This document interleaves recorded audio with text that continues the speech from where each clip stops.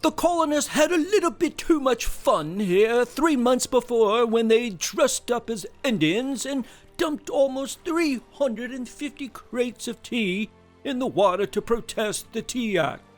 That wasn't going to fly with me. The colonists must be punished for their actions, and swiftly, so they know I mean business. Darn, I love a good party. Too bad we missed it. Not that kind of party, Virgil. The colonists were protesting all the British taxes and ended up destroying a lot of tea in the Boston Tea Party in December 1773. Yeah, I reckon, though a party about tea seems a bit silly to me. Are those engines over there? Pipe down, Virgil. During the Boston Tea Party, the colonists dressed up as Indians. Pretty clever, huh? So we're like Halloween. Parliament decided to pass the Coercive Acts to respond to the Boston Tea Party and other similar acts of destruction against the British on March 28, 1774. So what are they? There are 5 acts. First, the Boston Port Act closed the port of Boston until the colonists paid for damages from the Boston Tea Party. Second, the Massachusetts Government Act restricted Democratic town meetings.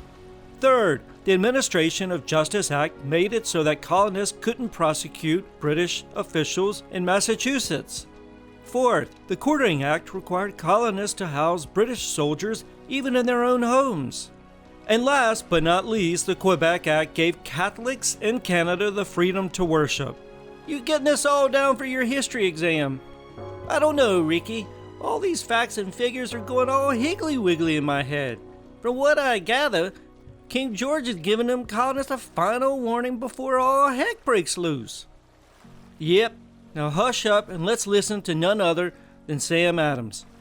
Parliament was trying to cut us Bostonians from the rest of the colonies. They thought that the rest of the colonists wouldn't be interested in identifying with the crazy Bostonians and would instead fall in line with the crown.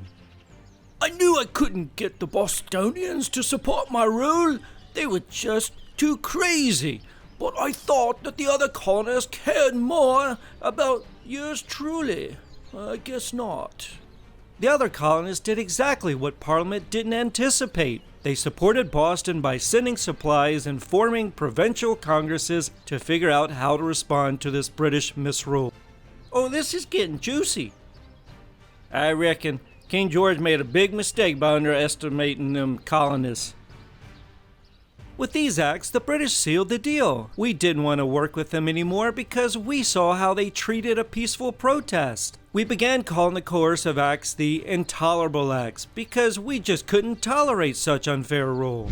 In particular, the colonists responded negatively to the acts because they felt that if Parliament would enact such arbitrary laws against Boston, they could do it to all the colonies. We especially didn't like the Administration of Justice Act. In fact, we called it the Murder Act because we thought that the government officials were getting too much protection and could basically get away with murder.